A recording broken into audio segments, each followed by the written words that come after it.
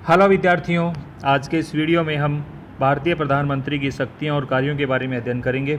विद्यार्थियों, इससे पहले वाले वीडियो में हमने भारतीय प्रधानमंत्री से संबंधित सामान्य जानकारियों के बारे में अध्ययन किया था और प्रधानमंत्री से संबंधित हमारे संविधान में कौन कौन से प्रावधान है, किस अनुच्छेद में वर्णन किया गया है, इसके बारे में हमने विस्तार से अध्ययन किया था।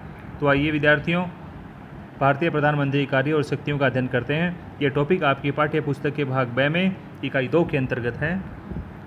प्रधानमंत्री के कार्यों के बारे में सबसे पहले हम अध्ययन करेंगे।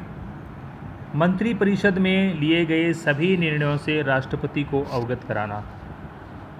मंत्रिपरिषद में जो भी निर्णय मंत्रियों के द्वारा और प्रधानमंत्री के द्वारा लिए जाते हैं, मंत्रिपरिषद की बैठक में उन निर्णयों से राष्ट्रपति महोदय को अवगत कराना। क्योंकि विद्यार्थियों, हमें पता है कि संविधान देश के शासन से संबंधित सभी शक्तियां राष्ट्रपति को प्रदान करता है और राष्ट्रपति स्वयं या अपने अधीनस्थ अधिकारियों के माध्यम से उन शक्तियों का प्रयोग करता है। तो आपको पता है, भारतीय संविधान में और व्यवहार में, हमारे शासन में, वास्तव में जो संविधान द्वारा दी गई जो शक्ति है शासन से संबंधित, उनका प्रयोग व्यवहारिक रूप में कौन करता है? प्रधानमंत्री और उनकी मंत्रिपरिषद। तो मंत्रिपरिषद में जो भी निर्णय लिए जाते हैं वो राष्ट्रपति को अवगत कराने का कार्य किसका है? भारतीय प्रधानमंत्री का। प्रधानमंत्री का दूसरा कार्य है सदस्य मंत्रियों को विभागों का आवंटन करना। जो भी सरकार के सदस्य हैं, लोकसभा सदस्य और राज्यसभा सदस्य भी हो सकते हैं इसमें, तो उनको विभाग आवंटित करने का कार्य प्रधानमंत्री का है कि भाई किस मंत्री को, किस सदस्य को कौन सा विभाग देना है। गृह विभाग या मानव संसाधन विकास विभाग या विदेश विभाग, रक्षा विभाग, वित्त विभाग, जो भी विभाग है, स्वास्थ्य विभाग, तो कौन सा विभाग किस सदस्य को आवंटित करना है, किस सदस्य को किस विभाग का मंत्री बनाना है, ये कार्य प्रधानमंत्री का है। अगला कार्य है कैबिनेट सचिवालय के माध्यम से विभिन्न मंत्रालयों और विभागों के बीच समन्वय करने का कार्य भी भारतीय प्रधानमंत्री का है। कि कैबिनेट सचिवालय, जहाँ प्रधानमंत्री सचिवालय में बैठते हैं, वहाँ से उसके माध्यम से जो विभिन्न मंत्रालय हैं और विभिन्न विभाग हैं, उनके बीच जो एडजस्टमेंट करने का कार्य है, सहयोग और समन्वय का कार्य है, वो भारतीय प्रधानमंत्री करते हैं। अगला कार्य है कि कुछ विभाग और मंत्रालयों के प्रभारी होते हैं। इसका मतलब हुआ कि प्रधानमंत्री स्वयं कुछ विभाग और मंत्रालय अपने पास रख सकते हैं। कैबिनेट की विभिन्न बैठकों का आह्वान और अध्यक्षता करना, कैबिनेट की बैठक बुलाना, उनकी अध्यक्षता करना, ये कार्य भारतीय प्रधानमंत्री का है। संसद और कैबिनेट के बीच महत्वपूर्ण कड़ी का कार्य करना, क्योंकि आपको पता है लोकसभा संसद का एक अंग है और सरकार लोकसभा से ही बनती है। तो संसद और कैबिनेट, जो मंत्रिमंडल है, उनके बीच में कड़ी का काम करने का कार्य प्रधानमंत्री करते हैं। कोई भी कानून है, कोई भी विधेयक है, वो संसद में ही पास होता है दोनों सदनों के माध्यम से। तो जो कैबिनेट द्वारा महत्वपूर्ण निर्णय लिए जाते हैं, जो संसद की बैठक होती है, तो संसद और कैबिनेट के बीच में कड़ी का काम प्रधानमंत्री करते हैं। महत्वपूर्ण नीतिगत फैसलों के लिए प्रधानमंत्री उत्तरदायी है। जो भी महत्वपूर्ण फैसले लिए जाते हैं, विदेश नीति से संबंधित हो, देश के कार्यों से, शासन कार्यों से, जनहित के लिए, सुरक्षा, रक्षा, इन सब के लिए जो भी फैसले लिए जाते हैं, जन कल्याणकारी कार्यों के लिए, योजनाओं के लिए, उनके लिए उत्तरदायी कौन है? प्रधानमंत्री। सरकारी प्रतिनिधि, प्रधानमंत्री सरकारी प्रतिनिधि होता है। विभिन्न प्रतिनिधि मंडलों, उच्च स्तरीय जो बैठक होती है, अंतर्राष्ट्रीय संगठन, उनमें भारत का प्रतिनिधित्व भारतीय प्रधानमंत्री करते हैं। तो ये महत्वपूर्ण कार्य हैं विद्यार्थियों भारतीय प्रधानमंत्री के। तो वास्तविक जो शक्ति है वो प्रधानमंत्री और मंत्रिपरिषद के पास है। प्रधानमंत्री की शक्तियाँ और अधिकारों के बारे में अध्ययन करेंगे।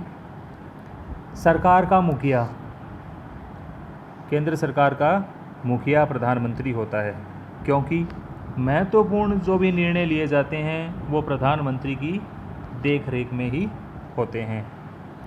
दूसरा है, नीति आयोग के पदेन अध्यक्ष होते हैं। नीति आयोग का अध्यक्ष कौन होता है? नीति आयोग का अध्यक्ष भारतीय प्रधानमंत्री होता है। विद्यार्थियों, नीति आयोग की स्थापना 1 जनवरी 2015 को हुई थी। इससे पहले नीति आयोग का नाम योजना आयोग था, जिसका गठन मार्च 1950 में किया गया था, जो कि एक गैर संवैधानिक निकाय है। गैर संवैधानिक निकाय का मतलब है कि संविधान में इसका पहले जब संविधान बना था या संशोधन के माध्यम से इसका कोई प्रावधान नहीं है। सरकार ने कानून बनाकर योजना आयोग की स्थापना की थी और योजना आयोग का नाम बदल करके नीति आयोग रखा गया, जो कि नीति आयोग का कार्य होता है योजनाओं का संचालन, विभिन्न विभागों के बीच में आवंटन, वित्तीय आवंटन के बारे में और किस कार्य के लिए कितना प्रतिशत राशि जारी की जाती है, तो ये नीति आयोग का कार्य है। मंत्रियों की नियुक्ति, विभागों का आवंटन और उनमें परिवर्तन, उनके त्यागपत्र स्वीकार करना या अस्वीकार करना, ये सारे कार्य प्रधानमंत्री करते हैं, क्योंकि मंत्रियों की नियुक्ति राष्ट्रपति महोदय करते हैं, लेकिन प्रधानमंत्री की सलाह पर करते हैं। प्रधानमंत्री जो लिस्ट, जो सूची राष्ट्रपति को उपलब्ध कराते हैं, उन्हीं सदस्यों को राष्ट्रपति महोदय मंत्री नियुक्त करते हैं और विभागों का आवंटन भी प्रधानमंत्री करते हैं कि किस सदस्य को कौन सा विभाग देना है और कब परिवर्तन करना है। किसी मंत्री का बदल सकते हैं, प्रधानमंत्री का विभाग चेंज कर सकते हैं किसी मंत्री का, और उनका त्यागपत्र स्वीकार कर सकते हैं या अस्वीकार कर सकते हैं। ये सारा कार्य प्रधानमंत्री करते हैं। कैबिनेट के निर्णयों से राष्ट्रपति को सूचित करना, कैबिनेट के द्वारा जो भी निर्णय लिए जाते हैं मंत्रिमंडल के द्वारा, उन सभी को राष्ट्रपति को सूचित करना। किसी मंत्री द्वारा लिए गए निर्णय को राष्ट्रपति के कहने पर पुनः मंत्रिपरिषद में विचार के लिए रखना। किसी मंत्री ने कोई निर्णय लिया है और राष्ट्रपति महोदय ने उस निर्णय को पुनः मंत्रिपरिषद में विचार के लिए रखने के लिए कहा, तो प्रधानमंत्री उस मंत्री द्वारा लिए गए निर्णय को दोबारा मंत्रिपरिषद की बैठक में विचार करने के लिए रख सकते हैं। अगली शक्ति है सरकारी विधेयक,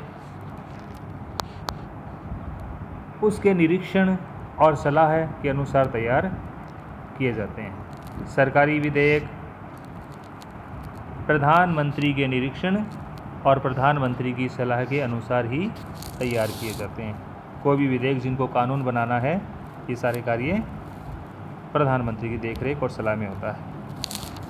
मंत्रियों के विभागों के कार्यों की देखरेख, जिन जिन विभागों के मंत्री हैं उन विभागों के कार्यों की देखरेख भारतीय प्रधानमंत्री करते हैं कि किस मंत्री ने अपने विभाग का कितना कार्य किया है, किस प्रकार किया है, ये सारा जो देखरेख होती है वो प्रधानमंत्री करते हैं।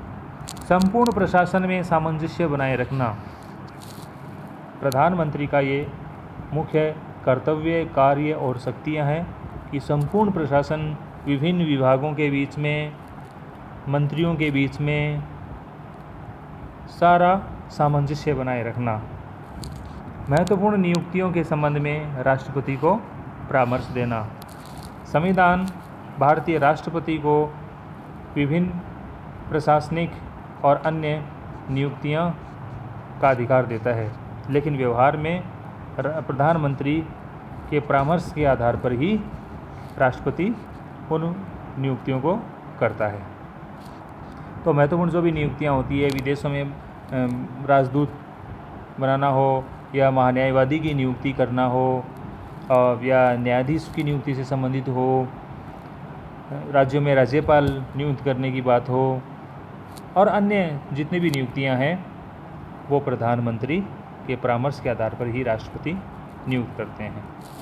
संसद का सत्र बुलाना, स्थगित करना और भंग करना, उसके बारे में राष्ट्रपति को परामर्श देने का अधिकार प्रधानमंत्री के पास है कि संसद का सत्र कब बुलाना है, कब इसको स्थगित करना है या भंग करना है, ये प्रधानमंत्री के परामर्श से ही राष्ट्रपति करते हैं। कौन से विधेयक संसद में पेश किए जाएं और विपक्ष के विरोध का सामना किस प्रकार किया जाए, विपक्ष के प्रश्नों का, सवालों का जवाब किस प्रकार से दिया जाए, इस पर निर्णय लेने का कार्य प्रधानमंत्री का है।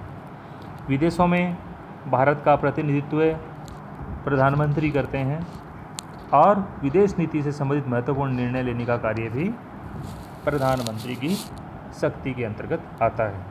धन्यवाद विद्यार्थियों, अब इस टॉपिक को अच्छी तरह से अध्ययन करेंगे और मेरे चैनल को आप लाइक और सब्सक्राइब करेंगे। धन्यवाद।